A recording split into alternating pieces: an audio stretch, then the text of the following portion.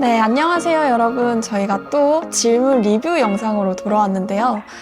전에 했던 항바이러스제 관련한 주제 기억 다 나시나요? 이제 여러분들이 이제 질문을 굉장히 많이 만들어 주셨는데, 오늘 이 질문 리뷰 교수님과 함께 해보도록 하겠습니다.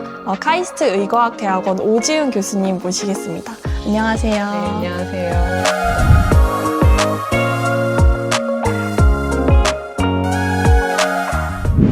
네, 교수님, 그때 스튜디오에서 촬영을 했었는데, 또 이 바깥 공간에 나오니까 좀 새로운 느낌이에요. 네네. 여기는 혹시 어떤 공간인지 설명해 주실 수 있을까요?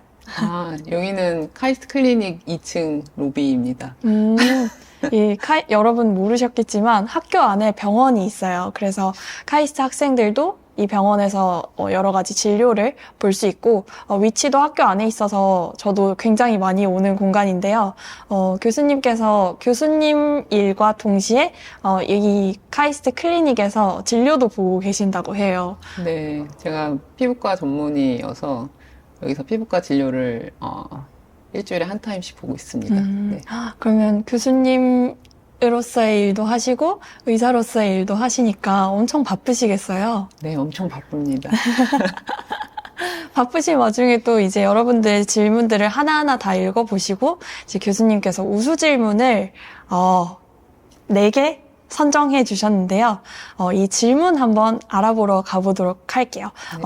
그 이전에 말씀을 드리면 우수 질문으로 선정된 학생에게는 늘 그랬듯이 선물이 제공될 예정이니까 여러분들 끝까지 봐주시기 바랍니다. 그럼 이제 우수 질문 하나씩 이야기해 볼게요. 네, 일단은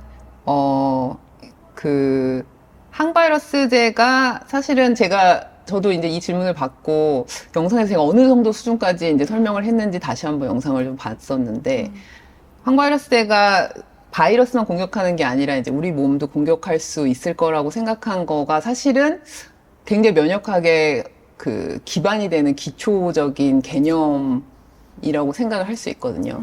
사실 면역학이라는 거는 나와 남을, 그러니까 내가 아닌, 그러니까 병원균이든 외부에서 들어오는 그런 것들을 내가 아닌 다른 걸로 인지를 해야 사실 면역 반응이 시작이 되는 거라서 사실 그런 것들을 발전시킨 것들이 결국 면역학이고 면역 반응의 기초인데 그것을 이제 생각하게 만드는 그런 질문이라고 생각을 해가지고 좋은 질문이라고 생각을 했습니다. 그래서 사실은 저도 지금 이제 학기가 시작이 돼서 면역학 강의를 하고 있는데 면역학 수업을 하다 보면 교과서 맨 처음에 나오는 내용이 이제 어떻게 면역학이 시작이 됐는지 그리고 면역학의 기본 원리가 뭔지 이런 것부터 시작을 하다 보면 결국에는 이제 내가 아닌 다른 병원균을 내가 아닌 병원균으로 인식할 수 있는 방법이 무엇인지 이런 것들을 사실 맨 처음에 가르쳐요.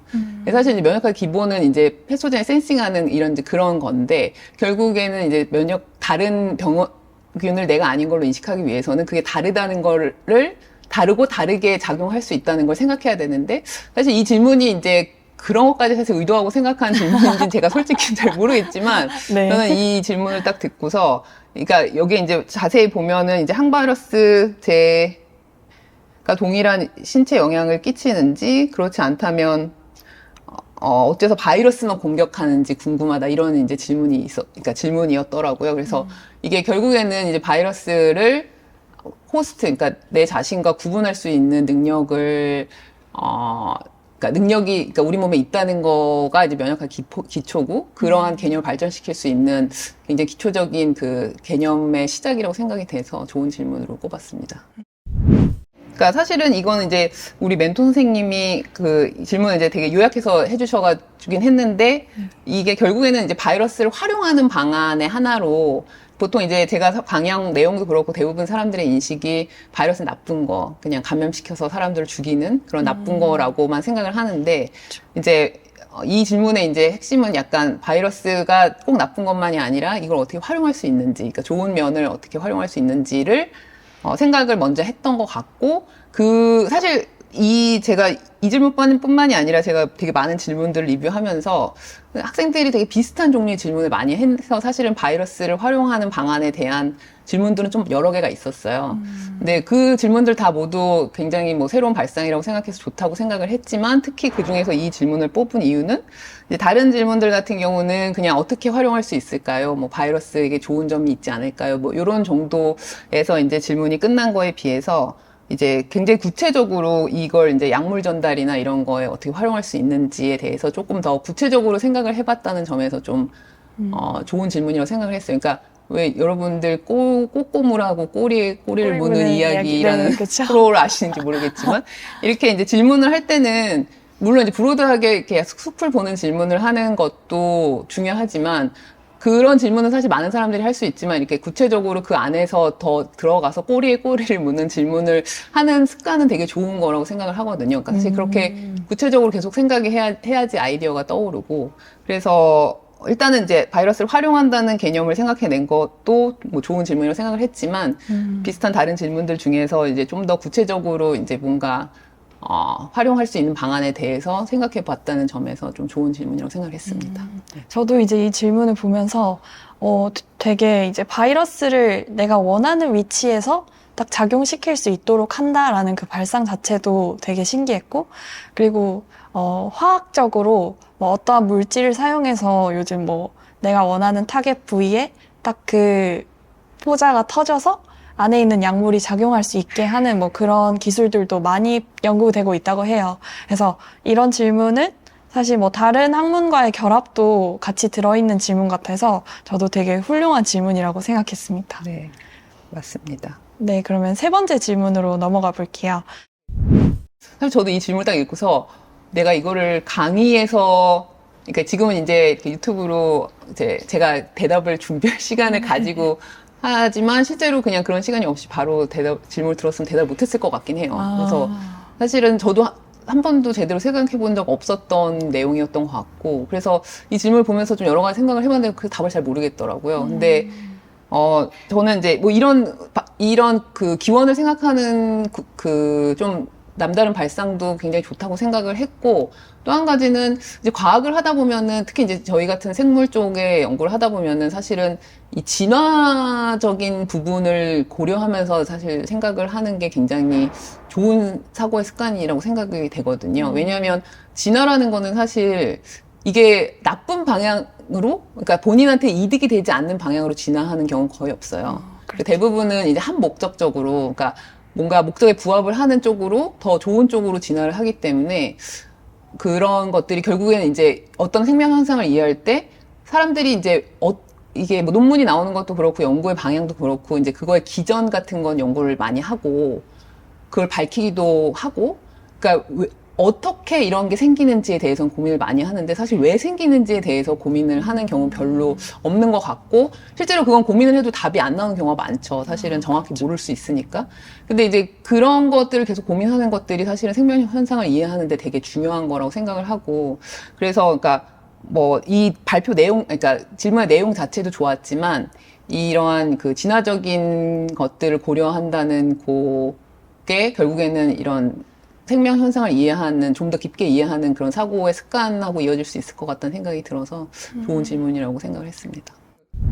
확실히 이제 요새 그 어린 세대들이 이제 인공지능 요새 뭐 로봇공학과와 인공지능학과 이런 데가 제일 인기가 많다고 해서 그런지 사실 이 질문 중에서 그러니까 유사한 질문들 중에서 가장 많은 비율을 차지하고 있었던 게 인공지능과 이런 걸 이용한 바이러스 예측 또는 이제 백신 개발 그러니까 예측 이런 것들에 대한 질문이 사실 많았어요. 그래서 그 중에서 이제 어떤 질문을 조금 골라야 되나 비슷비슷한 질문 중에서 좀 고민했긴 했는데 이제 바이러스 변종을 예측하는 인공지능이 개발될 수 있을까? 실제로 뭐 제가 인공지능에 대해서 자세히는 모르지만 분명히 이런 노력은 이미 지금 하고 있을 것 같아요. 사실 이미 코로나가 터졌을 때부터 계속 변이가 생기고 이런 것들을 예측하거나 그 빅데이터를 이용해가지고 이제 다음에 어떤 변이가 생길 것이라는 걸 이제 예측하는 그런 것들은 이미 시행이 되고 있을 것 같고, 그리고 이제 백신 개발 역시 이제 뭐 알파폴드, 로제타폴드 뭐 이런 식으로 단백질 구조 예측하는 그런 프로그램을 통해서 이제 일반적인 단백질뿐만이 아니라 사실 항원 항체도 다 단백질이니까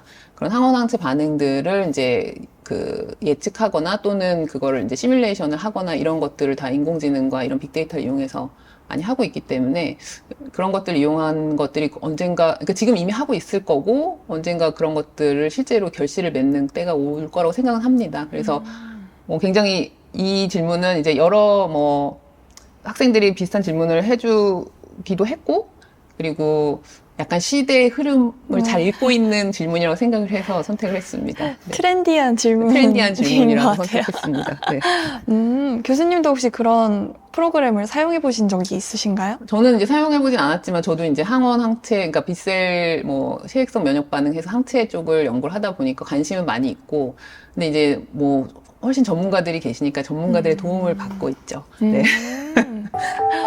카이스트 질문다락방. 네, 그럼 이렇게 네 학생이 만들어준 이 아주 창의적인 질문에 대한 평가를 마쳤는데요. 이제 이 중에서 가장 우수한 질문이 무엇인지 뽑아보는 시간 갖도록 하겠습니다. 교수님께서 생각하신 1등 질문이 있을까요, 혹시? 사실 이거 너무 어려운데, 근데 좀 이렇게 1등 이런 거 안 하면 안 돼요? 그럴까요? 그러면 최고로 창의적인 질문 창의적인 질문. 해볼까요?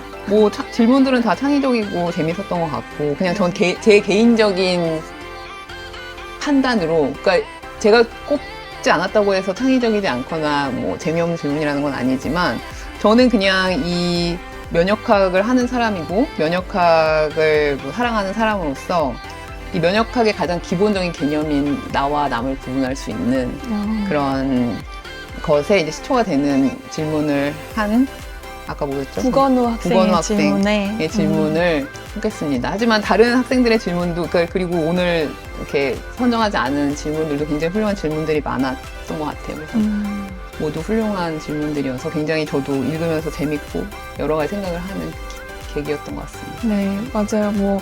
사실 교수님도 그렇고 저도 그렇고 조금 더 여러분들과는 멀어진 그런 연구를 하고 있는 사람이지만 가끔씩 여러분들이 하는 그런 질문들이 저희 그리고 교수님의 연구에도 뭔가 기가 막힌 아이디어로 도움을 받는 경우도 있으니까요. 여러분들 이 창의적인 질문 계속 많이 해주시길 바라겠습니다. 그리고 국어노 학생에게는 저희가 카이스트의 귀여운 넙주기가 그려진 컵을 선물로 보내드릴 예정이니 여러분들도 이 상품을 받기 위해 또 여러분들 궁금증을 조금 더 많이 해소하기 위해서 많은 질문들 만들어주셨으면 좋겠습니다. 네, 그럼 오늘 질문 리뷰는 여기까지 하도록 하고 저희는 이제 다음 영상에서 찾아뵙도록 하겠습니다. 감사합니다. 감사합니다.